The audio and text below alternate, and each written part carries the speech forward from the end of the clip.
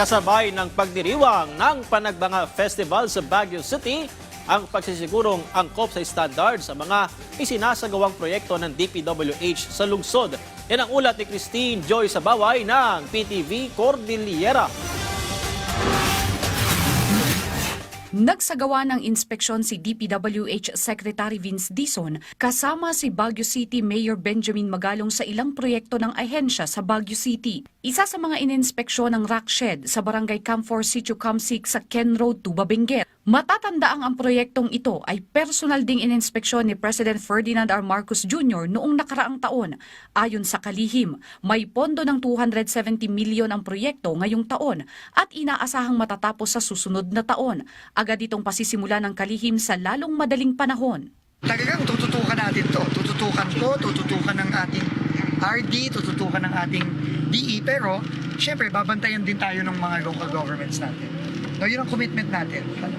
Hindi naman magkukumit si Pangulo na hindi niya gagawin ng maayos at on time.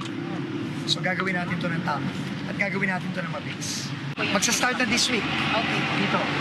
Pinuntahan din ng kalihim ang Great Wall of Baguio sa Purok Ungasan, Barangay Luwakan proper sa Baguio City. Inaasahang ding matatapos ito ngayong taon. Mahigit 100 milyon naman ang nailatang na pondo para sa proyekto. Ang Great Wall of Baguio ay magsisilbing direktang koneksyon mula sa Cannon Road patungong Luwakan Airport nang hindi na daraan sa sentro ng lungsod. Inaasahan din itong magiging isa sa mga local tourist destination. So nag-commit naman si Mayor na tutulungan niya si DE na makahanap ng solusyon.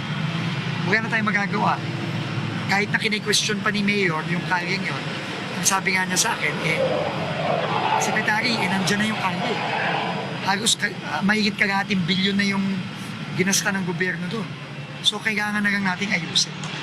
So nagpapasalamat naman ako kay Mayor na tutulong siya na maayos natin yung exit, entry mula Luwakan at exit papuntang Luwakan. Samantala, inaasahan namang magpapatawag ng meeting si Mayor Benjamin Magalong ngayong linggo para pahintuin ang mga iligal na pagmimina sa Luwakan hanggang Cannon Road. Mag-meet kami in 2 weeks, mag-meet ulit yung Mining Regulatory Board.